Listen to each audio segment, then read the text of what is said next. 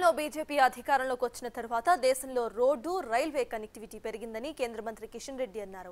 తెలంగాణలోని 32 జిల్లాలకు జాతీయ రహదారులను కనెక్ట్ చేశామని చెప్పారు ఆయన. రైల్వే ప్రాజెక్ట్స్ కూడా గతం కంటే మెరుగయ్యాయని తెలిపారు. ఆదిలాబాద్, నిజామాబాద్ జిల్లాల్లో 3900 కోట్లతో రహదారుల నిర్మాణం జరుగుతోందని అన్నారు కిషన్ రెడ్డి. ఈ రోజు నరేంద్ర మోడీ గారి నాయకత్వంలో కేంద్ర ప్రభుత్వము ఏ రకంగా జాతీయ రహదారులు అభివృద్ధి చేస్తుందో మనకు తెలుసు. ఇటీవలనే మరి రైల్వేలకు సంబంధించి కూడా కన్యాకుమారి నుంచి కాశ్మీర్ వరకు, కాశ్మీర్కు ట్రైన్ ఉండేది కాదు.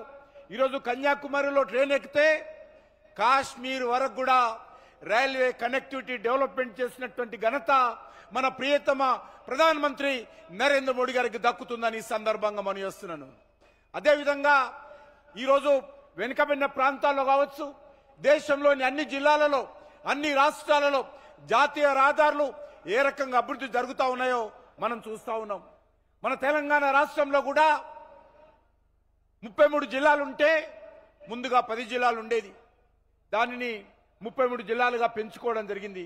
ఆ 33 జిల్లాలలో కూడా 32 జిల్లాలతో జాతీయ రహదారులతో మరి నరేంద్ర మోడీ గారి నాయకత్వంలో నితిన్ గడ్కరీ గారు అనుసంధానం చేసినటువంటి విషయాన్ని ఈ సందర్భంగా మనవి చేస్తా ఉన్నాను. అంతేకాకుండా ఈరోజు మనము ఈ యొక్క ఆదిలాబాద్, నిజామాబాద్ జిల్లాకు సంబంధించినటువంటి జాతీయ రహదారులకు సంబంధించి 3900 కోట్ల రూపాయలతోటి ఈరోజు గౌరవ జాతీయ రహదారుల శాఖ మంత్రి అయినటువంటి నితిన్ గడ్కరీ గారు ఈ కాగజ్నగర్ ఎక్స్ రోడ్ నుంచి మనం ప్రారంభించుకుంటున్నాము.